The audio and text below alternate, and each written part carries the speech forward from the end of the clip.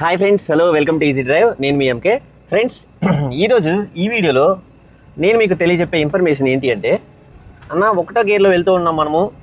ఒకటో గేర్లో వెళ్తున్నప్పుడు డైరెక్ట్గా సెకండ్ గేర్ కాకుండా డైరెక్ట్గా థర్డ్ గేర్ వేసుకోవచ్చా లేదా ఫోర్త్ గేర్ వేసుకోవచ్చా, వేసుకుంటే ఏంటి మనకు ప్రాబ్లం ఏం జరుగుతుంది, ఎందుకు వేయొచ్చు ఎందుకు వేయకూడదు అనే టాపిక్ గురించి అడిగారండి.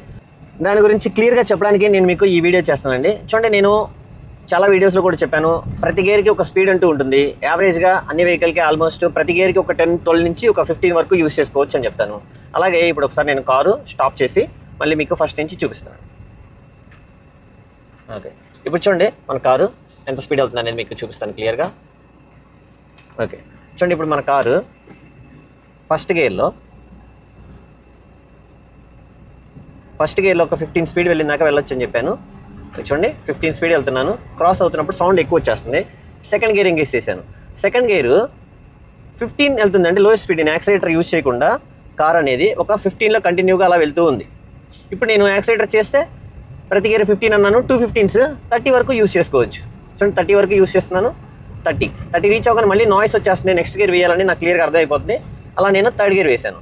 థర్డ్ గేర్ వేస్తే చూడండి నేను యాక్సిలేటర్ ఇవ్వట్లేదు. యాక్సిలేటర్ ఇవ్వకపోతే థర్డ్ గేర్లో 25 వెళ్తుంది. ఈ నెంబర్స్ మనం చాలా ఇంపార్టెంట్ అండి. ఈ నెంబర్స్ మనం తోలే కార్స్కి మనమే గుర్తుంచుకోవాలి. First gear speed 10 without accelerator. అలాగే సెకండ్ గేర్లో వచ్చేసి 15-16 వెళ్తుంది. అలాగే థర్డ్ గేర్లో 25 వెళ్తుంది. ఓకే, ఈ నెంబర్స్ గుర్తుంచుకోండి. ఇప్పుడు నేను మళ్ళీ కార్ స్టాప్ చేస్తున్నాను. కార్ స్టాప్ చేసి ఫస్ట్ గేర్ నుంచి థర్డ్ గేర్ ఎప్పుడు వేయాల్సి ఉంటుంది అంటే, మనం వేయాల్సిన నీడేం రాదు. వేయాలనుకుంటే ఎలా వేయచ్చు అంటే, చూడండి ఫస్ట్ గేర్లో ఎంత వెళ్ళొచ్చు అని చెప్పాను, 10 అది వెళ్తుంది. తర్వాత మనం యాక్సిలేటర్ యూస్ చేసుకొని 15 వెళ్తాం. 15 కాకుండా నేను ఎవరైనా అడ్డు వచ్చినప్పుడు ఏదైనా ఎమర్జెన్సీ మూమెంట్లో ఇలా 25కి వెళ్ళాను. ఇప్పుడు సెకండ్ వేస్తే వెనక్కి పుల్ చేస్తుంది. ఎంతకి పుల్ చేస్తుంది? 15కి పుల్ చేసేస్తుంది, డౌన్ చేసేస్తుంది. అలాంటప్పుడు నేను 25కి వెళ్ళినప్పుడు సెకండ్ బదులు థర్డ్ వేయొచ్చు. ఓకే, మళ్ళీ చూపిస్తాను మీకు కార్ ఆపి. ఓకే, ఫస్ట్ గేర్ వేస్తున్నాను. చూడండి ఇప్పుడు ఎక్కువ రైజింగ్ చేస్తున్నాను. 20 క్రాస్ అయ్యి వెళ్ళిపోయాను. ఇప్పుడు డైరెక్ట్గా థర్డ్ గేర్ వేసాను. మ్యాచ్ అయ్యింది. అంటే మనం వేసే గేర్కి మనం ఉన్న స్పీడ్కి మ్యాచ్ అవ్వాలి.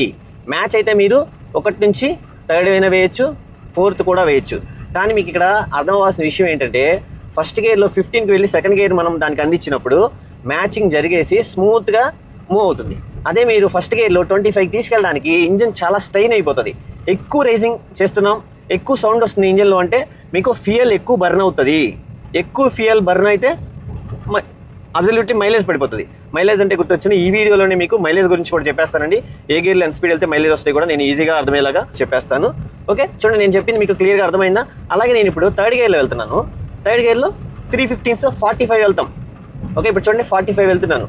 నేను 45 వెళ్తున్నప్పుడు 4th గేర్ వేస్తే ఈజీగా మ్యాచింగ్ జరిగేసి స్మూత్గా ఆ గేర్కి అనేది ఇంకో గేర్ మ్యాచింగ్ జరిగేసి ఈజీగా అందుకొని మనకి జర్క్ లేకుండా వెళ్తుంది. అదే మనము ఇలా థర్డ్లో నుంచి 5th వేస్తూ ఉంటారు చాలామంది. నేను కూడా అప్పుడప్పుడు థర్డ్ నుంచి 5th వేస్తూ ఉంటాను, మళ్ళీ 4th వేసి హైవేలో ఉన్నప్పుడు వేస్తూ ఉంటాను. అలాగే నేను హైవేలో ఉన్నప్పుడు థర్డ్ నుంచి డైరెక్ట్గా 5th వేస్తాను. అది ఎలా వేస్తాను చూడండి. ఇప్పుడు చూడండి థర్డ్లో ఉన్నాము. నేను థర్డ్లో 40 వరకు యూజ్ చేసి జనరల్గా 4th వేయాలనుకున్నప్పుడు 40 వరకు యూజ్ చేస్తాను. చూడండి హైవేలో ఇప్పుడు మనకి అంత స్పీడ్ లేదు, ఇది చిన్న రోడ్డు కాబట్టి నేను కొంచెం హైవేలోకి తీసుకెళ్ళి మీకు క్లియర్గా చూపిస్తాను. నేను చూడండి ఫస్ట్ గేర్ నుంచి డైరెక్ట్గా థర్డ్ ఎలా వేస్తాను, 5th ఎలా వేస్తాను చూద్దాం. చూడండి ఫస్ట్ నుంచి కొంచెం ఎక్కువ రేసింగ్లోకి తీసుకెళ్ళి సౌండ్ గమనించవచ్చు. ఇప్పుడు థర్డ్ వేస్తాను. అలా ఎక్కువ రేసింగ్ చేసినప్పుడు సెకండ్ వేయడం కంటే థర్డ్ వేయడమే మంచిది. అంటే ఏదైనా అవసరం ఉండి కొన్నిసార్లు అలా ట్రాక్ చేస్తూ ఉంటాం. ఇప్పుడు చూడండి థర్డ్ గేర్లో యాక్చువల్గా నేను 4thకి వెళ్ళేసి 40కి వెళ్ళేసి 4th గేర్లోకి ఎంటర్ అవ్వచ్చు. లేదు నేను 5th వేద్దాం అనుకుంటే హైవే కదా అనుకుంటే కొంచెం ఎక్కువ స్పీడ్ 40లో కూడా 50లోకి తీసుకెళ్ళేసి 5th గేర్ అప్లై చేస్తాను. క్లచ్ లెఫ్ట్ లెగ్కి రెస్ట్ ఇస్తాను. ఇలా కంటిన్యూగా వెళ్ళొచ్చు. ఇలా వెళ్ళడం వల్ల మన గేర్ బాక్స్ డ్యామేజ్ అయ్యే ఛాన్స్ అయితే ఒక 20-30% ఉంది. కానీ మైలేజ్ పడిపోవడానికి 70-80% మైలేజ్ పడిపోవడానికి 100% కూడా ఛాన్స్ ఉంది. మీ కారు మైలేజ్ అంతా డ్రాప్ అయిపోతుంది ఇలా చేయడం వల్ల. రైజింగ్ ఎక్కువ ఏం లేదండి, సింపుల్గా సౌండ్ ఎక్కువ వచ్చింది అంటే ఎక్కువ ఫ్యూయల్ బర్న్ అవుతుంది. ఇంజన్ ఎక్కువ స్పీడ్గా, పిస్టన్ ఎక్కువ స్పీడ్గా ప్లే అవుతుంది. ఓకే, ఈ వీడియోలోనే మైలేజ్ గురించి కూడా చెప్తానని చెప్పాను కదా. చూడండి ఈ వీడియోలోనే మైలేజ్ గురించి కూడా మీకు సింపుల్గా చెప్పేస్తాను. ఏ గేర్లో మైలేజ్ వస్తుంది, ఎంత స్పీడ్ వెళ్తే మైలేజ్ వస్తుంది అని నన్ను ఆల్రెడీ అడిగారు. ఓకే, చూడండి ఏ గేరు ఎంత స్పీడ్ అనే దానికంటే మన గేర్ ఎంత స్పీడ్ వెళ్తుంది, అసలు ప్రతి గేర్ ఎంత స్పీడ్ వెళ్ళొచ్చు చూడండి. ఇందాక చెప్పిన దానికి ఈ టాపిక్కి రిలేటెడ్గా ఉంటుంది, అందుకే దీనిలోనే మైలేజ్ గురించి కూడా చెప్పేస్తున్నాను. మనం యాక్సిలేటర్ చేయకుండా ఫస్ట్ గేర్లో వేస్తే వితౌట్ యాక్సిలేటర్ ఇక్కడ కార్ అనేది 10 స్పీడ్ వెళ్తుంది. అలానే మెల్లగా యాక్సిలేటర్ చేయడం స్టార్ట్ చేశాను. నార్మల్గా ఉంది. ఇప్పుడు చూడండి ఎక్కువ సౌండ్ వస్తుంది, రేసింగ్ సౌండ్ ఎక్కువ వస్తుంది. 20 దగ్గరికి వెళ్తే ఎక్కువ సౌండ్ వస్తుంది. అలాగే నేను 15లో ఉంటే చూడండి, 15లో ఉంటే నార్మల్గా ఉంది. అలాగే 10లో ఉంటే అసలు సౌండ్ లేదు, చాలా నార్మల్గా ఐడ్లింగ్లో ఎలా అవుతుందో అలా ఉంది, సౌండ్ రావట్లేదు, వెళ్తుంది. ఇలా ఐడ్లింగ్లో కూడా వెళ్ళకూడదు, ఇలాగ 20లో కూడా వెళ్ళకూడదు.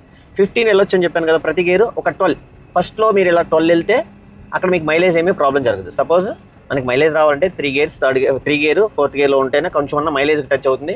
సెకండ్ గేర్లో అదేమో ఇప్పుడు నేను వితౌట్ యాక్సిలేటర్ 15 వెళ్తుంది చూడండి, 15కి డ్రాప్ అయిపోతుంది, 15కి డ్రాప్ అయింది. మ్యాక్స్ ఎంత వెళ్ళొచ్చు అని చెప్పాను, 30 వెళ్ళొచ్చు అని చెప్పాను. ఆ మిడ్ పాయింట్ ఉంది చూసారా, 15 to 30 మిడ్ పాయింట్ ఏంటి, 22.5. సపోజ్ 20+, ఇప్పుడు చూడండి కరెక్ట్గా చెప్పినట్టుగా 22.5 దగ్గర ఉన్నాను. ఇలా వెళ్తే సెకండ్ గేర్లో మైలేజ్ మంచిగానే వస్తుంది. మీకు ఆర్పిఎంతో చెప్దాం అనుకుంటే మీకు ఆర్పిఎం మీటర్ నాది కొంచెం పనిచేయట్లేదు. ఇంతకుముందు వేరే వాటిలో నేను వీడియోస్లో ఆర్పిఎం గురించి కూడా చెప్పాను. ఈజీగా ఉండాలంటే నేను ఇంకా సింపుల్గా చెప్పేది ఏంటంటే ప్రతి గేర్లో 2 RPM మాత్రమే వెళ్ళాలి. 2 RPM కంటే రైజ్ అయ్యింది అంటే మన కారు ఎక్కువ రైజ్ చేస్తున్నామంటే సౌండ్ ఎక్కువ వస్తుంది. ఈజీ సౌండ్ ఎక్కువ వచ్చిందంటే మన మైలేజ్ డ్రాప్ అయిపోతుంది. సౌండ్ స్మూత్గా ఉండేలా చూసుకోవాలి. ఇప్పుడు చూడండి 22.5లో 25 దాకా స్మూత్ ఉంది. ఇక్కడ నుంచి సౌండ్ ఎక్కువ వస్తుందంటే ఇంకో గేర్ యాడ్ చేశాను. థర్డ్ గేర్లో అదేమో నేను ఎక్సలేటర్ వితౌట్ ఎక్సలేటర్ చేయకుండా 25 ఆ రేంజ్లో వెళ్తుంది. ఎక్సలేటర్ చేసుకొని 3 గేర్స్లో ఎంత వెళ్ళొచ్చని చెప్పాను, 315 45 వెళ్ళొచ్చని చెప్పాను. 25 నుంచి 35కి మిడ్ పాయింట్ ఏంటి, 35. ఓకే, ఆ 35లో నేను మోనిస్తున్నాను. ఇప్పుడు చూడండి కరెక్ట్గా 25, 30 ఉంది, కరెక్ట్గా 35లో వెళ్తుంది. ఇప్పుడు స్మూత్ ఉంది, ఇప్పుడు మైలేజ్ వస్తుంది. అలానే 4th గేర్లో వచ్చేసి ఒక 50 ఆ రేంజ్లో వెళ్తూ ఉంటే మంచిగా మైలేజ్ వస్తుంది. 60కి ఎప్పుడు వెళ్ళాలంటే నెక్స్ట్ గేర్ అప్ చేసుకొని మనం మూవ్ చేసేయాలి. వెళ్ళిపోతాం అనుకున్నప్పుడు మాత్రమే ఇంకో గేర్ యాడ్ చేసుకొని వెళ్ళొచ్చు. అసలు ఎంత స్పీడ్ వెళ్తే మైలేజ్ వస్తుంది అనేది కూడా నేను ఇప్పుడు యూటర్న్ చేసేసి చూపిస్తాను. చూడండి, యూటర్న్ చేయడానికి నేను స్టెప్స్ ఫాలో అవుతానండి. ఇప్పుడు indicator, steering full cut, first gear, break పట్టుకొని హాఫ్ క్లచ్ మూమెంట్లో తెచ్చుకొని ఫ్రంట్ అండ్ బ్యాక్ క్లియరెన్స్ చూసుకుంటాను. క్లియరెన్స్ ఉంటేనే మాత్రమే నేను మూవ్ అవుతాను. బ్యాక్ అయితే ఫుల్ క్లియరెన్స్ ఉంది. అలాగే ఫ్రంట్ కూడా ఒక చిన్న వెహికల్ వస్తుంది, మనం యూటర్న్ చేసేయచ్చు. ఫుల్ యూటర్న్ అయ్యి రోడ్డు స్ట్రైట్ రాగానే నేను కరెక్ట్గా 1.5 తిప్పేశాను, ఈజీగా తిరిగేశాను. ఓకే, చూడండి ఎలా నేను స్మూత్గా ఉన్నప్పుడే నెక్స్ట్ గేర్లోకి యాడ్ చేస్తున్నాను. అంటే ఇలా చేస్తే మన కార్కి బెస్ట్ మైలేజ్. కంపెనీ క్లైమ్ చేసిన దానికి మనం డ్రైవ్ చేసిన దానికి వేరియేషన్ ఎందుకు వచ్చిందంటే మనం గేర్స్ అన్ని కరెక్ట్గా వేయక కొంచెం లోడ్ అనేది ఎక్కువ కెపాసిటీ మనం మెయింటైన్ చేసినప్పుడు, అలాగే గేర్స్ అనేవి లేట్గా వేసినప్పుడు, స్పీడ్స్ అనేవి కరెక్ట్గా మెయింటైన్ చేయనప్పుడు, ఆర్పిఎం ఎక్కువ రైజింగ్ చేసినప్పుడు మన మైలేజ్ అనేది డ్రాప్ అవుతుంది. మన ఇంజన్ సౌండ్ ఎక్కువ, నాయిస్ ఎక్కువ వచ్చేలాగా మనం డ్రైవ్ చేసినప్పుడు మన వెహికల్ మైలేజ్ అనేది ఖచ్చితంగా డ్రాప్ అవుతుంది. 5th గేర్లో అసలు ఎంత స్పీడ్లో వెళ్తే మైలేజ్ వస్తుంది అంటే చూడండి, మన ఇండియన్ రోడ్స్ ప్రకారం మన వెహికల్స్ ఉన్న క్వాలిటీని బట్టి మన ఇండియన్ రోడ్స్ ఎవరైనా అడ్డం వస్తూనే ఉంటారు, జాగ్రత్తగా ఉండాలి. కాబట్టి 80 స్పీడ్ వెళ్తే మనకి చాలు. 80లో వెళ్ళిన దానికి 90లో వెళ్ళిన దానికి పెద్దగా వేరియేషన్ ఏమి రాదు. ఓకే, 80లో 90కి పెద్దగా వేరియేషన్ ఏమి రాదు.